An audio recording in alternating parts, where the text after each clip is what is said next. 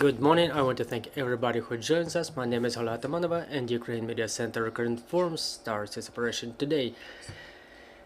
It's year 10 of the war, and today is day 433 of the full-scale invasion of our homeland by a Russian aggressor, and I want to thank the representatives of all the mass media who tell the world about a heroic resistance.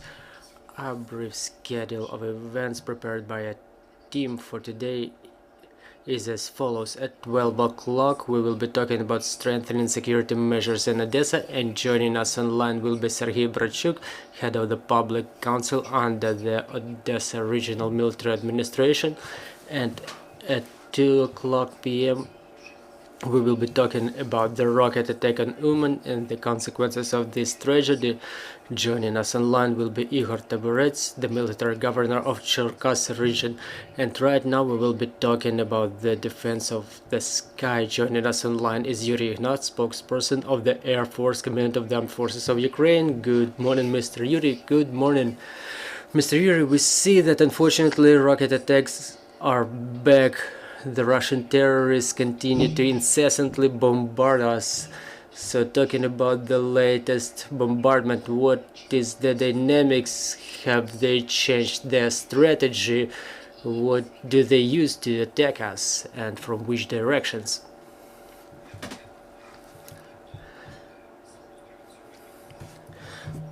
I would not pay so much attention at the rocket attacks that are resumed, but I would rather focus my attention on the use of the guided aviation bombs. We can shut down the rockets, unfortunately not all of them.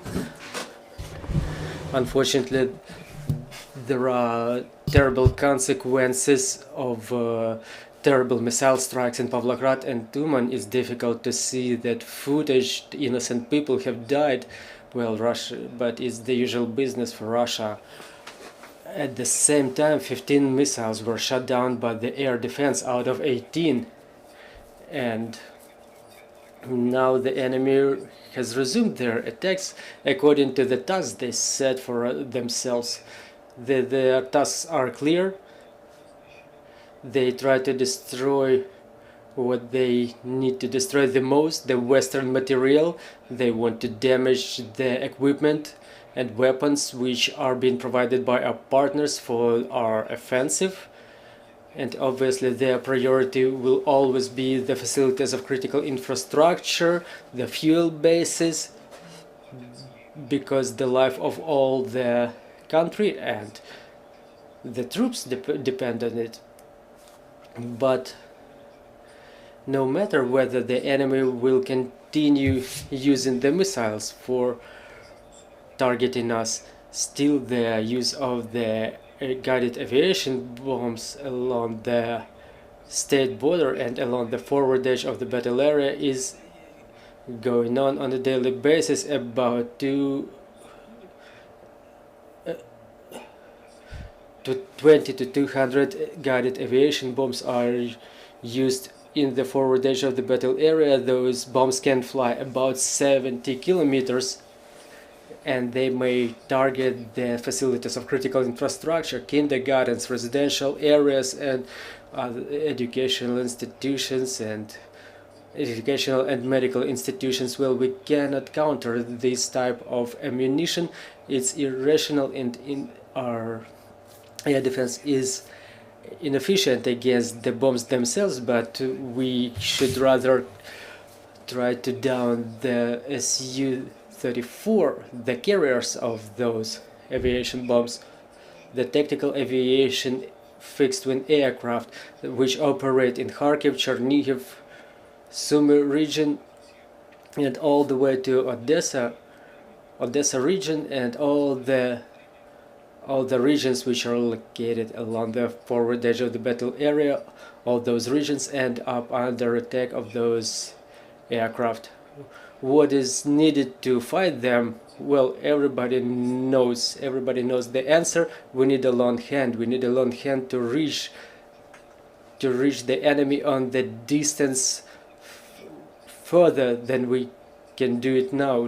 Now the air defense system with the longest distance that is available to us is S-300, but it's the Soviet era weapons. And now we have some Western equipment which allows us targeting the enemy aircraft at the distance of 150 kilometers in the depth, and we could oust the enemy aviation away from our borders or shut down the enemy aircraft. Unfortunately, we only have 2 battalions of such air defense systems, and now we're waiting for the decision about the fixed-wing aircraft that everybody awaits in the Ukrainian Air Force. I mean F-16. They can efficiently counter Russian aviation all along the forward edge of the battle area. Well, many people ask, many journalists ask, well, it's clear we will try to down the enemy aircraft using F-16, which can carry the air-to-air rockets and missiles. But what to do with the other regions? What if the enemy resumes their attacks on Chernihiv and Sumy region? Will it result in any escalation of the conflict? And will it create any additional concerns with our Western colleagues? Well, the counter-argument is still the same. We have to protect our people. We have to do everything we can to stop this terrorism from any direction, and the decision will be taken by the top-level military command how to act in this or that situation. But what I want to say is that our aircraft, well, should we have F-16 on duty in the north of the airspace of our country, that would reduce the desire of the enemy aviation to approach our borders and to use those guided bombs. Well, it's not necessary to down the enemy aircraft, but we just have to have a strong counter argument which would reduce their desire, just like F-16, which would reduce the enemy's desire to enter our territory. When Iris-T only arrived, you were telling us about the high efficiency of those air defense systems. Now we know that we already have Patriots in operation in our air defense system. So what's their efficiency? What can you tell us about their performance? Well, you ran a little bit ahead. We just announced that Patriots are coming to us shortly. Obviously we cannot report anything what was going on in which region and where and when. We were only talking about the battle operations using NASAMS. Maybe you've seen those videos. There were small tridents built on the air defense complex, which mean the downed targets, sometimes aircraft, drones or missiles. So NASAMS proved its efficiency just like Iris-T did. Iris-T is one of the most up-to-date air defense systems available to Ukrainian armed forces today. This modification of air defense system was manufactured for Ukraine specifically by Germany, and you know, yet another air defense system of this type was taken in the ranks of air defense forces of Ukraine. So, but we don't want to disclose all those details about the Patriot system so far during these latest missile attacks by the enemy. So as to the tactics of the Russians, we see lately that the attacks are happening somewhere in the morning, 3, 4, 5 o'clock in the morning. Is it their terror strategy in view that the civilians are still sleeping, or do they have any other reasons to use this strategy?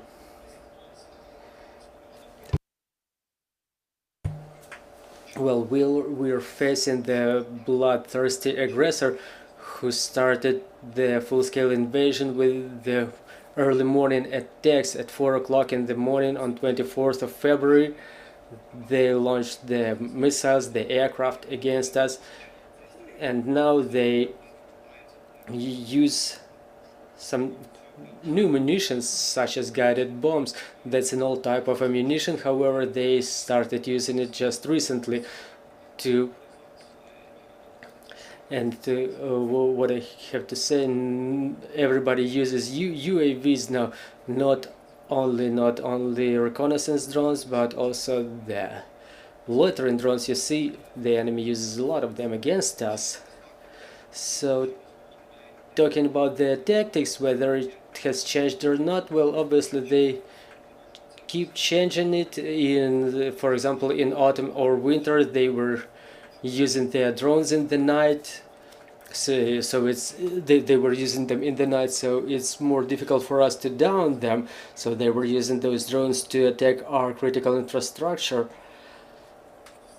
and it was only holding as a motorcycle, and you cannot shut it down with the small arms. Now air defense forces use thermal vision devices and light projectors to damage the drones in different sections of the route, so their efficiency was higher during the night. And after the loitering drones, they were started using the missiles in the morning, but now look, they don't use this huge amount of missiles as they did during autumn or winter, because they did not reach their goals of destroying our infrastructure and bombing us back into blackout. So, unfortunately, they continue manufacturing their missiles, their high precision weapons such as Caliber or Iskander M or X-101, but they cannot make it so quickly because first is the influence of the sanctions, and second, it's very expensive process. For example, the cruise missile such as X-101 or Caliber is an unmanned aircraft, and manufacturing of such aircraft requires some significant period of time, and I hope that the sanctions will complicate that process and they will probably proceed to use of other ammunition such as S-300 missiles that they use along the forward edge of the battle area usually.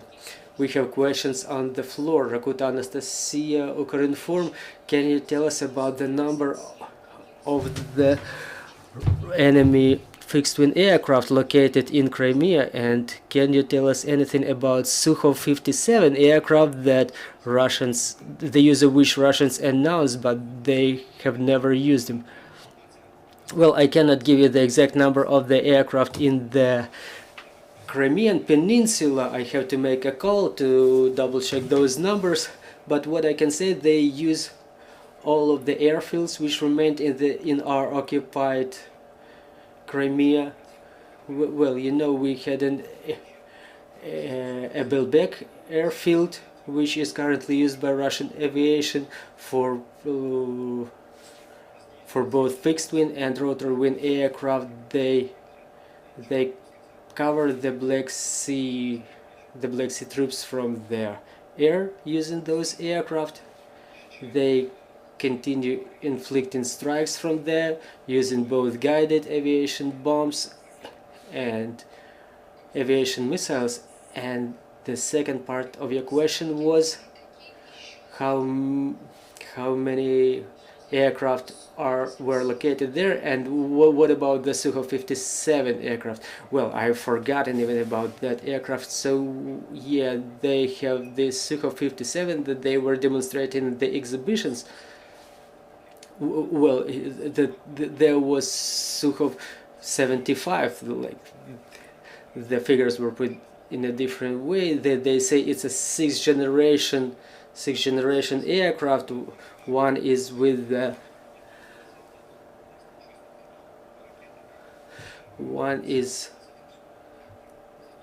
with one engine, another is with with two engines, but I have to say that our air defense forces did not document the use of any of those aircraft in any operations. Obviously we cannot exclude its use somewhere in the distance, but for us, actually for our air defense forces, any air target is just a dot on the radar, and this is how our air defense forces track the movement of targets over the territory of Ukraine and in adjacent areas. But anyway, they have Sukhov 34th, Sukhov 35th, Sukhov 27 and Kamov 52, for example, helicopters, which are mostly used along the forward edge of the battle area.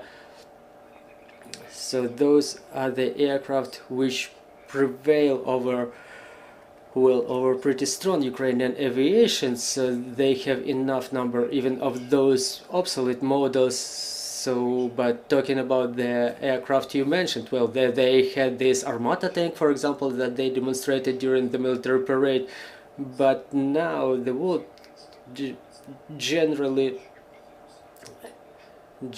the countries don't put high stakes on what Russia demonstrates in their exhibitions, different maneuvers by their aircraft. It doesn't play any significant role anymore. Well, United States of America is the leading manufacturer of jets like F-35, F-22. They didn't put a high stake on the maneuverability of any aircraft.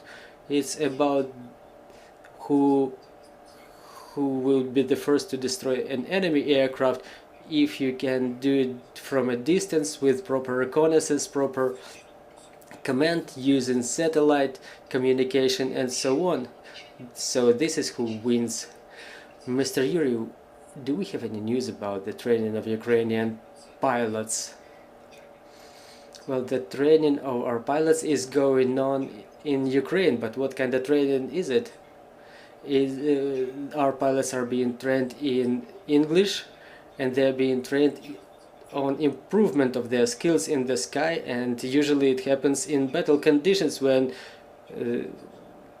our pilots have not only to use their skills but also to use new types of munitions, such as non-guided rockets or GDAM bombs that were provided to us by the partners, such as HARM missiles. But so training in the air is what's going on for the time being, but our pilots are ready to set off for training for the new type of aircraft, while the type of which will be still decided. Why I'm putting it like this, because the decision is not taken. If we will understand that it would probably be F-16, but if or when such a decision is taken, our pilots will immediately set off for that country to train on the new aircraft. Well, actually, many countries already proposed the platforms for training of our pilots, but what's going on for the time being is training in foreign language, improvement of different skills. Well, and it's not only about the pilots but also the command officers and maintenance teams, and we also have homework to be done by us. I'm talking about preparation of the infrastructure, which would be better fit for accepting the Western types of aircraft, the shelters for the material, the new communication systems, and so on. Mr. Yuriy, I cannot help but asking, we know that Russians, they have a sentiment with regard to different dates. It's 9th of May ahead of us. It may become a dangerous date for us. What should we do about this? Should we prepare for that? Well, the bombardment of Uman, it happened on the 28th of April. Well, it was no sacral date, and yesterday was the 1st of May. It's a sacral date, right? So I would not tie the strikes to any dates. They may strike or they may not strike. Well, we shouldn't do any divination here. We just have to be ready for that. It's the work going on, and both the civilians and defense forces should be ready to repel the enemy attack. This is actually what we started a conversation with here inside of the country. I'm inside of the country myself. For example, people in Kiev pay a lot of attention to the missile strikes, but in fact the forward edge of the battle area, which is very long, over there on a daily basis different types of equipment or munitions are used. S-300, MLRS, guided bombs. By the way, MLRS can launch their missiles at the distance, or rockets at the distance more than 100 kilometers. So people over there, they don't think about any sacred dates. The time between shellings is measured in hours, not days. So we just have to continue supporting our close ones, supporting our armed forces with a good word, advice, and everything else we can. Thank you for joining our broadcast, and dear spectators, we urge you not to neglect their air raid alert signals. I'm reminding you, joining us was Yuriy Ignat, the spokesperson of the Air Defense Forces, of the Armed Forces of Ukraine. And in just a couple of minutes, joining us will be Serhiy Brachuk, the head of the Public Council at the Military Administration of Odessa region. So bear with us, trust in our armed forces, and glory to Ukraine.